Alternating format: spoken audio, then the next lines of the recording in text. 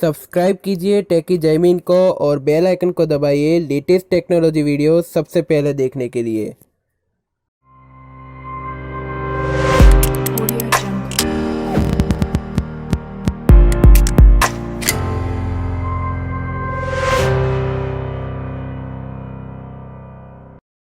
Hello दोस्तों, मेरा नाम है जैमिन। आप देख रहे हैं टेकी जैमिन।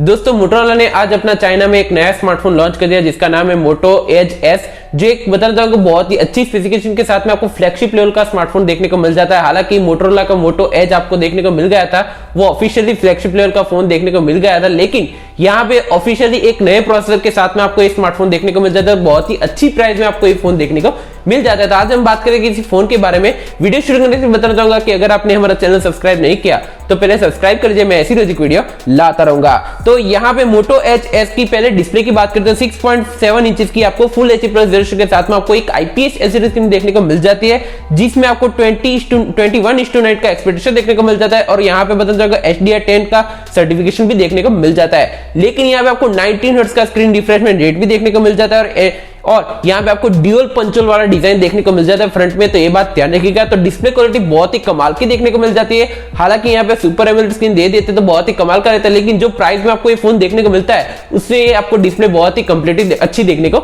मिल जाती है। तो डिस्प्ले के मामले में मोटो जो एच एस है वो बहुत ही कमाल का देखने को मिल जाता है। बात करते हैं यहाँ पे इस स्मार्टफोन के चिपसेट की। बताते इस स्मार्टफोन की मेन हाईलाइट यही है कि इसमें आपको स्नैपड्रैगन का 870 का प्रोसेसर देखने को मिल जाता है, जो 865 का एक आपको अपग्रेडेड वर्जन कह सकते हो, और 888 का एक आपको बीच वाला प्रोसेसर देखने को मिल जाता है। और ये 5G प्रोसेसर है, 7 नैनोमीटर बेस टेक्नोलॉजी पे काम करता है। ऑक्टा कोर पावर 3.2 गीगाहर्ट्ज पे क्लॉक, इसमें आपको एड्रीनो का 650 का आपको जीपीयू देखने को मिल जाता है। परफॉर्मेंस में आपको बता दें बहुत ही तगड़ी वाली और बहुत ही अच्छी खासी देखने को मिल जाती है। फ्लैगशिप लेवल का फोन है तो इसमें आपको कोई भी प्रॉब्लम देखने को नहीं मिलेगी। बात करते हैं अभी स्मार्टफोन के रैम और स्टोरेज की। बताएं कि ये फोन आपको चाइना में देखने को मिलता है, तो इसीलिए इसमें आपको 3 अलग अलग वेरिएंट देखने को मिल जाता है, जिसमें जो बेस वेरिएंट है वो 6GB की रैम, 128GB की स्टोरेज और 8GB रैम, 128GB की स्टोरेज और 8GB रैम, 56GB की स्टोरेज देखने को मिल जाती है, जिसमें आपको रैम का LPDDR5 वाला का रैम का सपोर्ट देखने को मिल जाता है और UFS 3.0 और UFS 3.1 की स्टोरेज का सपोर्ट देखने को मिल जाता है। यहाँ पे जो हायर वाला वेरिएंट है उसमें आपको UFS 3.1 की स्टोरेज देखने को मिल जाती है। माइक्रोस्टिक लगने का ऑप्शन आपको यहाँ पे डेडिकेटेड देखने को नहीं मिलता, क्योंकि इसमें आपको हाइब्रिड स्लॉट का सपोर्ट देखने को मिलता है, लेकिन फिर भी इसमें आपको 256GB का एक्सपेंशन ऑप्शन देखने को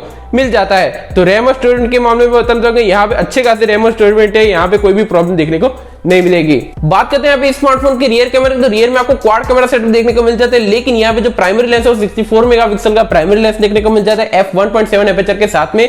दूसरा आपको 16 मेगापिक्सल का अल्ट्रा वाइड लेंस देखने को मिल जाता है। तीसरा आपको 2 मेगापिक्सल का डेप्थ सेंसिंग और चौथा आपको 3D टाइम ऑफ फ्लाइट वाला कैमरा देखने को मिल जाता है, जो आपको बता दें मोटोरोला का पहला स्मार्टफोन होगा जिसमें आपको ये सैंपल ये वाला कैमरा देखने को मिलता है। लेकिन ये आपको फ्लैगशिप लेवल के स्मार्टफोन में देखने को मिलता है, लेकिन फिर भी यहाँ पे जो प्राइस में आपको मिलता है उसमें आपको टाइम ऑफ फ्लाइट वाला कैमरा देखने को मिल जाता है। ड्यूल टोन एलईडी देखने को मिल जाती है, 4K 6K और 10 की 13 और 16 FPS दोनों में रिकॉर्डिंग कर सकते हो EIS ऑप्शन के साथ में। तो यहाँ पे आपको कैमरा भी आपको सेटअप बहुत ही अच्छा खासा देखने को मिल जाता है, अच्छी खासी फोटोज यहाँ पे खींच सकते हो और कैमरा फीचर्स भी आपको बहुत ही अच्छे खासे देखने को मिल जाते हैं। बात करते हैं अभी स्मार्टफोन के सेल्फी कैमरे की। बता दें इसमें आपको ड्यूल पंचो सेल्फी देखने को मिल जाती है, जो प्राइमरी लेंस है वो 16 मेगापिक्सल का प्राइमरी लेंस देखने को मिल जाता है। दूसरा आपको 8 मेगापिक्सल का अल्ट्रा वाइड लेंस देखने को मिल जाता है, HDR कैमरा है, और बता दें यहाँ पे आपको 10 की 13 FPS तक रिकॉर्डिंग कर सकते हो।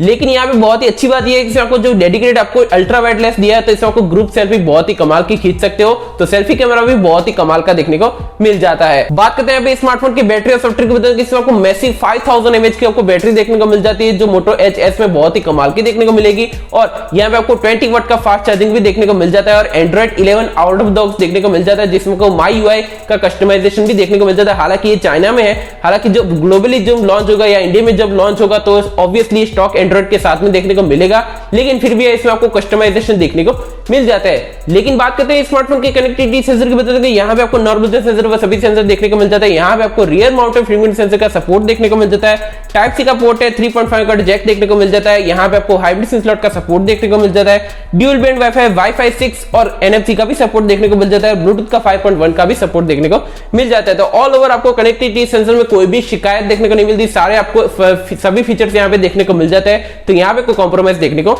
नहीं मिलता। बात करते हैं स्मार्टफोन के कलर एंड प्राइस की। बताएंगे यहाँ पे आपको 2 अलग अलग कलर देखने को मिल जाते हैं, लेकिन फिर भी इसमें तो प्राइस की बात करें तो इसका बेस वेरिएंट की स्टार्टिंग प्राइस है वो 22,000 के आसपास इसकी प्राइस देखने को मिल जाती है, जो अराउंड बता दोगे इसकी प्राइस जाती है 31,000 के पार हो जाती है प्राइस।